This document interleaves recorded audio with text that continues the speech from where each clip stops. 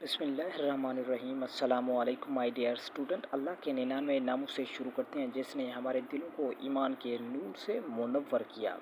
FSc second year physics chapter 12। My dear student, हमारा आज का जो आर्टिकल है वो इलेक्ट्रोस्टैटिक्स की बना पर बनाया गया। तो सबसे पहले इसकी डेफिनेशन की जाने बढ़ते हैं। इसकी डेफिनेशन जो है इस तरह है कि it is the branch of physics which deals with the study of electric charges under the action of electric force known as electrostatics. My dear students, ये फिजिक्स की एक ब्रांच है जिसमें हम इलेक्ट्रिक फोर्स को इस्तेमाल करके इलेक्ट्रिक चार्जेस को रेस्ट की हालत में स्टडी करते हैं। माय डियर स्टूडेंट, यहाँ हमारे जहन में एक सवाल पैदा होता है कि ये इलेक्ट्रिक फोर्सेस क्या चीज़ है। इलेक्ट्रिक फोर्सेस जो आता है ये the force which hold the positive and negative charges together known as electric forces. मतलब पॉजिटिव नेगेटिव चार्जेस को जो होल्ड करने वाली फोर्स होती है वो इलेक्ट्रिक फोर्स होती है। तो माय डियर स्टूडेंट, इसकी एग्जांपल की जाने बढ़ते हैं। माय डियर स्टूडेंट, हमारे पास एक एग्जांपल आती है कि ह्यूमन बॉडी, हमारा जो जिस्म है ये एटम और मॉलिक्यूल से मिलकर बनता है। एटम और मॉलिक्यूल जो है ना पॉजिटिव और नेगेटिव जो कि इलेक्ट्रिक चार्जेस हैं इनके इकट्ठा होने से बनते हैं। माय डियर स्टूडेंट, तो हम इस तरह कह सकते हैं कि ये जो इलेक्ट्रिक फोर्सेस हैं ये हमारे जो है ना मौजूदात की जो है ना मरहून मिन्नत है, मौजूदात की मरहून मिन्नत है। तो my dear student, we overall मतलब thus we owe our existence to the electric charge। तो माय डियर स्टूडेंट, अगले टॉपिक की जाने बढ़ते हैं जो कि कॉलम्स लॉ पर बनाया गया है।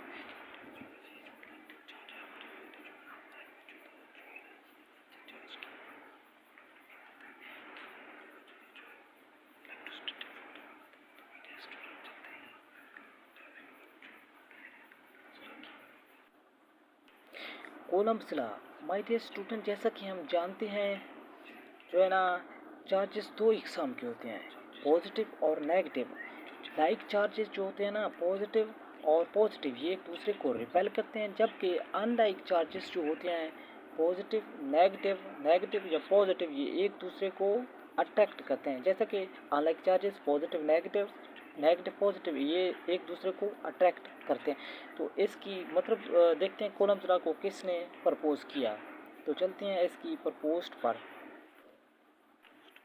तो माय डियर स्टूडेंट, इस लॉ को जो है ना चार्ल्स कॉलम्स ने प्रपोज किया जो कि एक फ्रेंच मिलिट्री इंजीनियर था। तो इसकी डेफिनेशन कुछ इस तरह है कि the forces between two point charges is directly proportional to the product of magnitude of charges and inversely proportional to the square of its distance. My dear students, इसकी definition को समझने के लिए हम एक शक्ल बनाएंगे। तो चलते हैं इसकी शक्ल की जानिब।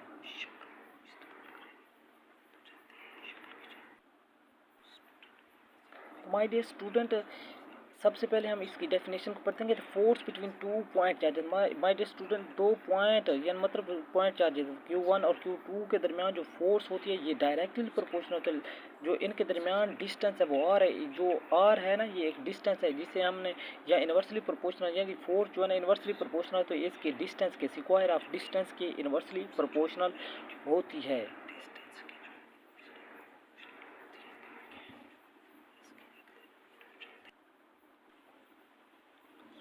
My dear student, mathematical expression में जो है ना एफ जो है ना फोर्स ये मैग्नीट्यूड है directly proportional Q1 Q2 over R2 और एफ इज इक्वल टू के Q1 Q2 over R2। My dear student, चलते हैं कि in F Q1 Q2 R2 के Q1 Q2 R2 यानी इनको क्या कहते हैं। माय डियर स्टूडेंट, एफ जो है ना ये magnitude of mutual forces that act each of Q1 Q2 and R2। My dear student, ये एफ जो है ना ये एक मैग्नीट्यूड ऑफ म्यूचुअल फोर्स यानी दो म्यूचुअल फोर्स की मैग्नीट्यूड है जो असरअंदाज होती है Q1 Q2 और R2 पर। माय डियर स्टूडेंट, यहाँ जो Q1 और Q2 है ये पॉइंट चार्जेस हैं।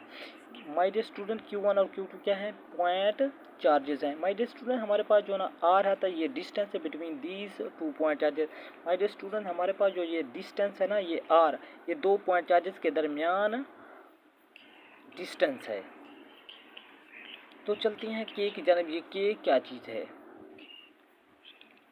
के माय डियर स्टूडेंट ये प्रोपोर्शनैलिटी कांस्टेंट है, इसकी जो वैल्यू होती है ये डिपेंड करती है nature of medium between these two point, मतलब इसकी मीडियम मतलब जो है ना इसकी वैल्यू डिपेंड करती है medium of nature of medium पर, जो कि इन पॉइंट के दरमियान होती है। इसका जो माय डियर स्टूडेंट अगर हम ये फ़र्ज़ करें कि इसका नेचर ऑफ मीडियम जो है ना फ्री स्पेस होता है इन दो पॉइंट के दरमियान, तो के की वैल्यू को इस फार्मूले से मालूम कर सकते हैं, के equal to 1/4 pi epsilon naught से।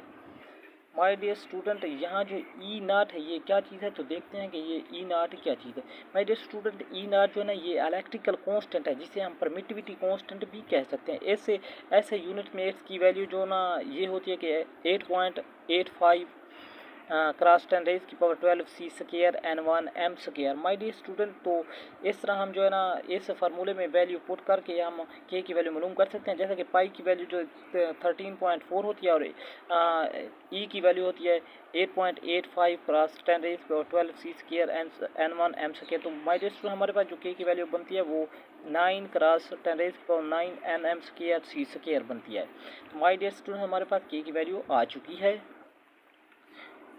Kolam force in free space. My dear student तो कोलम फोर्स जो है ना फ्री स्पेस में हम इस फार्मूले से मालूम कर सकते हैं कि F equal to 1/4 pi E naught Q1 Q2 over E2, Q1 Q2 over R2। तो my dear student Coulomb force जो है ना ये एक म्यूचुअल फोर्स है, जैसा कि हमने पहले भी बयान कर चुका है कि ये एक म्यूचुअल फोर्स है। म्यूचुअल फोर्स तब क्या मतलब है, म्यूचुअल फोर्स का मतलब ये है कि Q1 अगर फोर्स एग्जर्ट करेगी Q2 पर, तो इसके मुकाबले में Q2 जो है ना तो भी Q2 एक फोर्स एग्जर्ट करेगी Q1 पर जो इक्वल होगी लेकिन अपोजिट डायरेक्शन में होगी। तो चलते हैं कि ये कौन सी फोर्सेस होती हैं। Q1 जो है ना अगर Q2 पर एक फोर्स एग्जर्ट करे तो हम उसे F21 का नाम देंगे। अगर Q2 एग्जर्ट करेगी फोर्स Q1 पर तो हम उसे जो है ना F12 का नाम देंगे। माय डियर स्टूडेंट इन दो फोर्सेस की डायरेक्शन को मालूम करने के लिए हम यूनिट वेक्टर का इस्तेमाल करेंगे। F21 को जो है ना इस फार्मूले से मालूम कर सकते हैं 1/4 pi E naught Q1 Q2 over R2 R21 मतलब वेक्टर मतलब F12 को जो है ना इस फोर्स को इस फार्मूले से मालूम कर सकते हैं 1/4 pi E naught Q1 Q2 over R2 R12 जो है ना ये यूनिट वेक्टर इस फार्मूले से मालूम कर सकते हैं। माय डियर स्टूडेंट तो चलते हैं अगले पॉइंट की जानिब। माय डियर स्टूडेंट मतलब जो है ना मीडियम का इफेक्ट क्या होता है, इफेक्ट ऑफ मीडियम।